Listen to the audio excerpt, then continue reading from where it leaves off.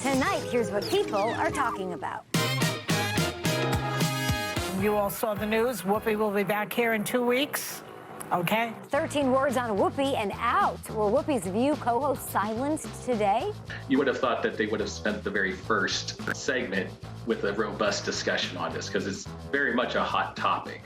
And then She's People's cover, J.Lo opens up like never before. There's a point in your life where and I feel like that's where I am.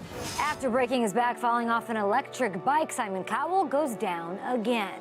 I'm obsessed with electric bicycles. Would you say you're done with them? I've still got like 3 or 4 of them. And Meghan Trainor and Daryl Sabara are the parents of a 1-year-old, and they play... I wish someone told me. Everything they wish someone had told them before becoming parents is moments away as People starts right now.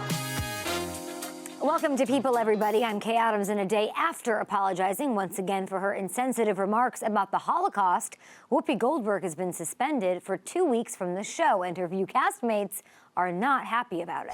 Whoopi Goldberg was still in the show open, but she wasn't at the table. You all saw the news. Whoopi will be back here in 2 weeks.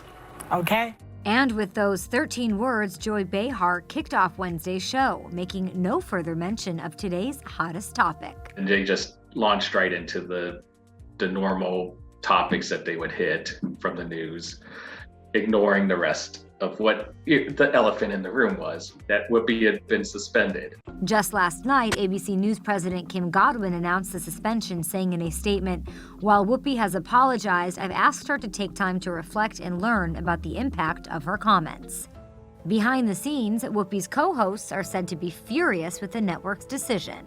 The majority of them are angry, and it's the ones that feel closest to Whoopi. It was Sunny Hostin, Joy Behar, and Anna Navarro, which, conspicuously leaves out Sarah Haynes. In their opinion, Whoopi Goldberg had addressed this numerous times. They feel like the network is kowtowing to basically a right-wing media. The backlash began on Monday during an impassioned discussion about the banning of the graphic novel Mouse by a Tennessee school district. Let's be truthful about it, because the Holocaust isn't about race. Reaction on social media was swift. The 66-year-old tweeted an apology, but appeared to double down on her remarks on The Late Show with Stephen Colbert. Most of the Nazis were white people, and most of the people they were attacking were white people. So to me, I'm thinking, how can you say it's about race if you are fighting each other? And yesterday, The View began with another apology. I regret my comments, as I said, and I stand corrected. I also stand with the Jewish people, as they know. So the question remains, what's next for Whoopi? Will she be fired? We know it's happened before. And welcome to the show. I'm Megyn Kelly, and I want to begin with 2 words. I'm sorry. In 2018, Megyn Kelly, whose show had low ratings, was ousted from NBC after saying blackface was acceptable for Halloween. It's all kicking off everywhere, isn't it? And last March, Sharon Osbourne, who is no stranger to controversy, was let go from The Talk after a heated on-air debate about racism that led to an internal investigation about her off-camera behavior. As for Whoopi, who's been with The View since 2007, she's being forced to take a step back. I know this has got to be a blow to her ego. Simon Cowell is on the mend again. Back in August of 2020, he broke his back after falling off an e-bike at his LA home.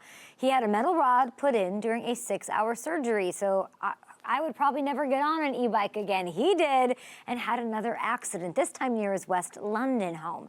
He propelled himself over the handlebars, landing right back into the hospital. Simon was all smiles, sporting a bright yellow arm cast as he and fiancée Lauren Silverman went out for a walk earlier today. A source told People he's absolutely fine after flipping onto the pavement at 20 miles an hour and not wearing a helmet. This one was like nuts. It was like a devil bike. Yeah. It just went too fast, just from when it started. It's impossible to control. I mean, it like just flew in the air. I mean, no one... Didn't give you a chance to react. No. Yeah. Last April, after returning to AGT, Sandra spoke to Simon about his love-hate relationship with his electric motorized bikes. I'm obsessed with electric bicycles. Would you say you're done with them? No. I mean, look, my particular make run a mile. I mean, just the worst bike in the world. It's not safe, but I've still got like 3 or 4 of them. Simon has been seen frequently cruising around London, to which Heidi and Sophia say enough is enough. Let's not do that anymore, okay? Yeah, that's not. No. Or maybe switch to this slower beach cruiser that Howie Mandel sent him as a gift after his last accident. I find the whole recovery thing just a nightmare. Maybe Daredevil Simon's just preparing for his new show, America's Got Talent Extreme, which premieres February 21st on NBC. Just a thought. Now to her, Jennifer Lopez. We have a candid new interview. She has a new romantic comedy coming out called Marry Me, and she's back with Ben. So in tonight's People Cover story, we let J-Lo tell you what kind of a place she's in.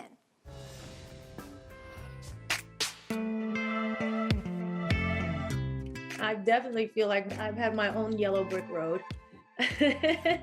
And I'm feeling very happy. Jen and Ben reunited last spring, 17 years after calling off their 2-year engagement. There's a point in your life where you think nothing makes sense. And then there's a point in your life where you're like, oh, it all makes sense now. And I feel like that's where I am. Married 3 times, J-Lo equates her life to a jigsaw puzzle. There was some rough edges and some pieces that were hard to fit at times, but at the end of the day, I have this beautiful 10,000 piece puzzle that is like a beautiful, beautiful thing. Marry me, say yes.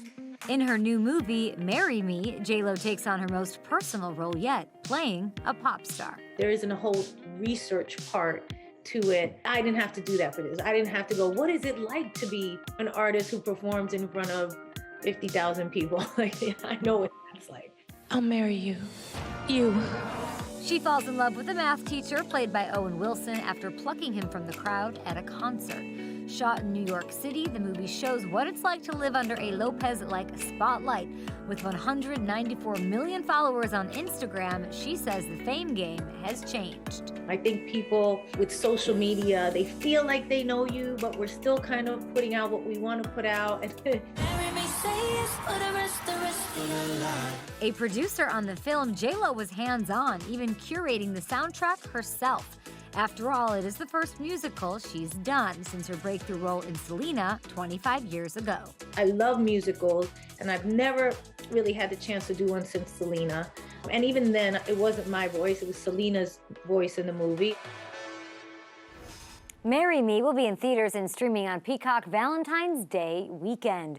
Let's turn now to opening night of Broadway's MJ the Musical. Jeremy, how was it? I haven't seen it yet, but I can't wait. And it took every ounce of willpower not to moonwalk into this segment. People excited for this. The musical follows Michael Jackson as he prepares to embark on his dangerous world tour. And his children were there last night. Oh, gangsta. Paris hung out with her big brother Prince before the Broadway opening devoted to their late dad. MJ, the musical, celebrates Michael's career and features over 25 of his biggest hits. The two posed together inside the Neil Simon Theater and caught up with cousin TJ Jackson, son of Michael's brother Tito. Also there was little brother BG, formerly known as Blanket, as well as Spike Lee, Tamron Hall, and the Reverend Al Sharpton, who all came out to see Miles Frost transform into the king of pop. Hey, your neighbor's called, and your air conditioner's making a loud noise, so I'm supposed to check out the unit. Okay. Yeah, it's around back. Okay, I just may need a signature in case I gotta get some parts for the building. You can just write that to John and Ted. Sly Mark Wahlberg. There's he and Tom Brady in a scene from Ted 2 back in 2015. Boston native Mark and Tom are longtime friends, and I got to speak with Mr. Wahlberg yesterday, right after he found out that Tom was retiring after 22 seasons and 7 Super Bowl rings, 6 of those with his New England Patriots. Very happy for him. I think he's done so much for football, certainly for New England, even for Tampa. It's nice for him to go out on his own terms and go and enjoy the rest of his life. Many, many great things to come from him. I wouldn't be surprised if he can go conquer the world and become the GOAT at something else. Do you send him a text when that happens? I gotta know. Like, do you say, good job, congrats? What's the communication like? No, I haven't reached out to him yet. I don't want to bother him. He's a busy dude. He's got a lot going on, probably lots to do with the family, but, you know, at the right time, I'll reach out to him. Mark and Tom's friendship goes beyond football. Tom also made a cameo in Mark's HBO series Entourage in 2009. As a diehard Patriots fan, Mark weighed in on his pal, failing to mention the team in yesterday's 8-page retirement statement. A lot of people in New England, I used to live up there and work up there, are saying that Tom Brady snubbed Kraft & Company. What do you say? No. I think, you know what, this should be about Tom and his family and letting Tom handle it the way he wants. He'll always be a Patriot. I don't think one championship or 2 seasons in Tampa is going to take away from the legacy and his mark that he put on New England and the NFL as a whole. So he'll always be a Patriot. And from one Tom to another, Mark stars opposite Tom Holland in the upcoming action-adventure film Uncharted, based on the video game by the same name. I was attached to this movie for quite some time, actually so long that I was playing the Tom Holland role originally. Playing opposite Tom was a lot of fun because, you know, he's like an annoying little brother, and I never had a little brother, so it was nice. Hello? I can hear you. I'm sitting right next to you. Uncharted will be in theaters on February 18th. And now we head into uncharted waters with tonight's silhouette. I can't believe I actually read that. I can't either, but I'm proud of you for doing it. Appreciate it. We'll see if we can chart these waters today. Another good one. Here we go. The clues. Before American Idol, she performed on a Disney cruise ship. She was the first African-American singer to be on the cover of Vogue magazine. She's an Oscar winner. Also received her 2007 BAFTA award 4 years late because the award went missing, it turns out. I think it's pretty easy today, Kay, yeah? I didn't really listen. I was still thinking about how I deliver that line. The big reveal later, guys. Stick around. Next, Meghan Trainor and Daryl Sabara open up about everything they've learned as first-time parents. And later, childhood sweethearts who went their separate ways and meet up and marry after 50 years. You get this little googly eye looking at your heart beating like you're gonna pass out. That is a love story you can't miss, but right now, a Zoom meeting gone wrong? Oh no, it's true. It's tonight's story that makes you smile. How the agreement is going to work and how... Jason, I'm on that important call, but can you please go out? So sorry about that, guys. So cute. Quarantine. So you both received the agreement, correct? That's correct. Okay. I'm so sorry. Let me just lock the door, please. Just hold on. No problem. We've seen interruptions before, but Dad forgot one thing. Nice shorts. Nice shorts, Josiah. Oh my goodness, I'm so sorry. This is embarrassing. Please forgive me. It's no problem, Josiah. No problem at all. Oh, with the shorts. That is hilarious. Using an ironing board for a table. Oh, wow. TikTok. I'm more TikTok as well. There's like way more meaning to my life now. I'm Riley's mom now. You're not just living for you. Does that remind you of your first date? It does. As the dad of a newborn? Just hang on to that feeling, guys. Yeah, Meghan Trainor and Daryl Sabara. They're getting used to the parenthood thing. They look great. They're really cute together, all of them. Their son Riley turns 1 year old next week, and Meghan and Riley are on the latest cover of Parents magazine. She and Daryl played a little game of I Wish Someone Told Me. Watch. I wish someone told me that we would have to be super quiet every single night. Yeah. That transition from just us alone to there's a party of there's three. a party of three. Hey everyone, I'm Meghan Trainor. And I'm Daryl Savara. And we're the parents of Riley. I wish someone told me that my relationship was gonna get stronger. We're remember in the hospital when we were sitting there Yes. and we were like, how do people who don't like each other No, do that's, this? yeah, because like you're in a tight pocket of doom for a couple of days and we were waiting for our baby and we were miserable and tired. But we had fun. Like we laughed so hard. And we feasted. And oh we my feasted. God. That Every was day fun. it was like a hotel. We were Yeah. like, this French toast. Those quesadillas. It was great. I Yeah. miss it. I wish someone told me how you truly feel with the tiredness in the first 3 months. It's the intervals. It's the 2 hours up. I wish someone told us about the joy. The joy. The amount of joy that he could give us with just like a smile. You know, he can't talk. Even a He look. can't- Yeah, if we Blink. look at him, he cracks up. And it's like the greatest thing. And Meghan's Parents magazine issue is on stands Friday. Coming up right here on People, a love story that Hollywood couldn't even script. And then I grabbed his little face and just kissed him. Are you kidding me? Look at them. That was 50 years after they first met, but there was another big surprise awaiting. We'll have it for you next.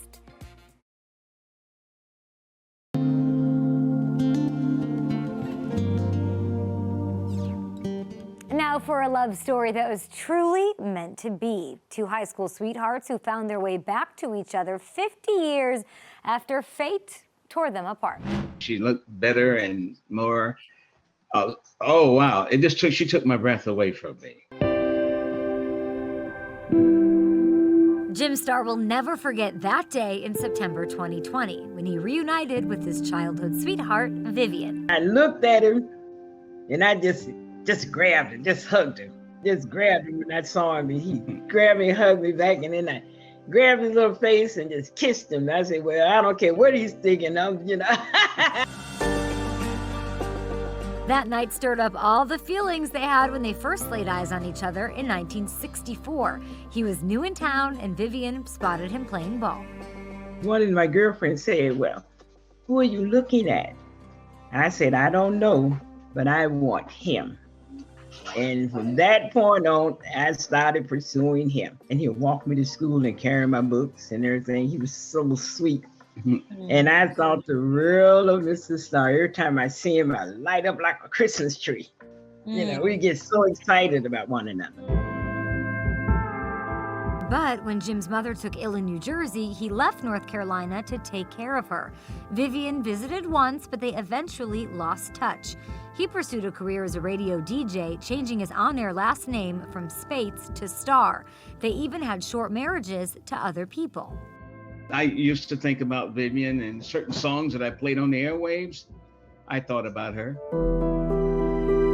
As James lamented his long-lost love, a radio friend tracked down Vivian on Facebook. James wrote her a letter, and she invited him to dinner. When I realized that we were still in love with each other, when I saw him, when I snatched him in the house, you get this little googly eye looking at your heart beating like you're gonna pass out.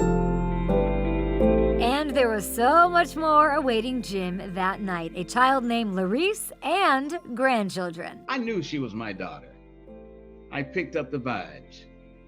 I knew. No one had to say to me, that's your daughter. I knew the minute she walked through the door, that was her. All my life I'd always known about this man. My mom kept telling me about him. So when I saw him, I just burst into tears.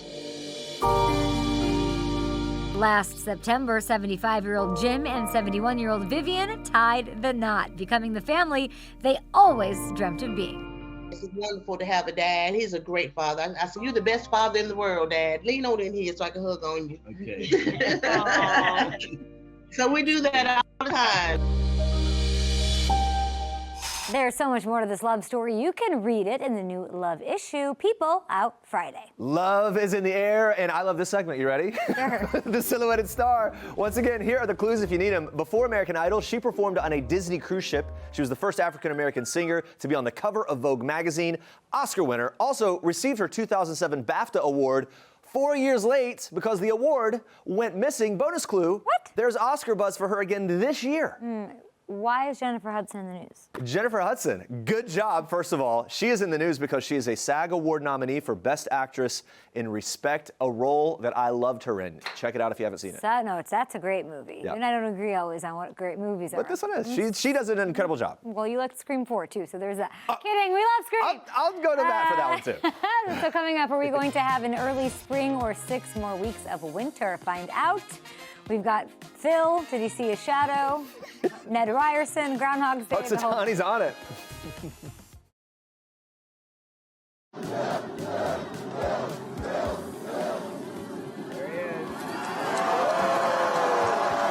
Attaboy, Puxatani Phil, the groundhog on Groundhog's Day saw his shadow. What does that mean? Well, of course it means 6 more weeks of winter rather than an early spring. And for those of you who are counting, according to records dating back to 1887, different versions of Puxatani Phil have predicted winter 105 times, and he didn't see a shadow only 20 times. Thanks for the stats. This reminds me of Bill Murray. Yeah, I'm here for the Bill Murray memes on my feed all day Ned today. Ryerson. It's a fun day. It is a very fun day. Also, for this reason, we leave you tonight with my one last thing with the one and only Rachel Ray. Good night everyone. How about the last TV series that you wish you could appear on? If there was one that you would just kill it or love to be on, what would it be? Ozark, without question. I would be a dead person, a gambler, anybody in the background. Last time you had a culinary injury. Yesterday, I broke my middle finger on this hand, slamming the oven door shut on myself. No way! And now on this hand, I've broken my pinky twice, my thumb once, this finger once, and this finger once. The only finger I haven't broken on my left hand is my ring finger. Okay, here we go. Last time someone made you a home-cooked meal, who and what did they make? The last time someone cooked for me was John, and it was soup because I have these things called cluster headaches sometimes. They're worse than migraines. They're like incredible, and I just kind of wander around and moan. And the next day, I'm a little bit out of it. And John always makes me minestrone, beans and greens soup.